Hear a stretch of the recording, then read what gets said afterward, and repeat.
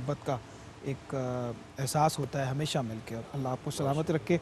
Programme کا آغاز کرنے سے قبل یہ پروگرام جب آن ایئر ہوگا تو سیدنا امیر حمزہ رضی اللہ تعالیٰ عنہ حضور کے پیارے چچا آپ کا دن جو ہے وہ منایا جا رہا ہوگا۔ اس مناسبت سے میں نے یہ اشعار کا انتخاب کیا ہے۔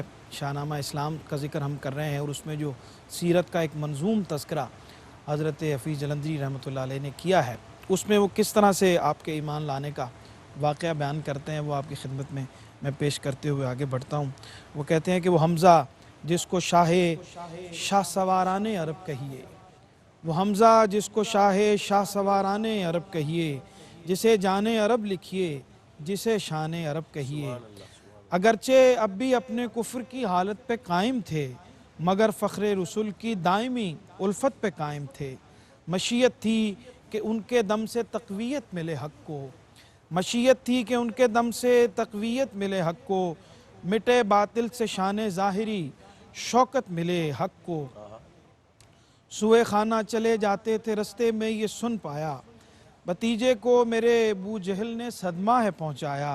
یہ سن کر جوش خون سے روح میں غیظ و غضب دوڑا، پلٹ کر سوئے کعبہ عبد المطلب دوڑا۔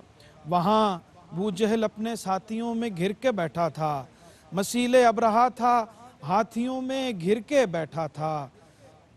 سنا ہے میں نے تو میرے بھتیجے کو ستاتا ہے، ہمیشہ گالیاں دیتا ہے اور فتنے اٹھاتا ہے۔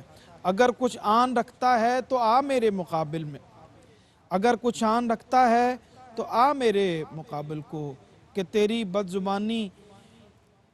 بد زبانی کا چکھا دوں کچھ مزہ تجھ کو۔ بلا لے ساتھیوں کو اور حمایت کرنے والوں کو، ذرا میں بھی تو دیکھوں ان کمینوں کو، رزالوں کو۔ اور اس کے بعد جب یہ سارا منظر ختم ہوتا ہے تو پھر سرکار دو عالم صلی اللہ علیہ وآلہ وسلم کی خدمت میں حاضر ہوتے ہیں، اور پھر یہ کہتے ہیں کہ مگر حمزہ نے کھا کر رحم اس کا سر نہیں کاٹا، کہا اگر آج سے میرے بھتیجے کی طرف دیکھا، کہیں روباہ بھی اس شیر نر کو روک سکتے تھے۔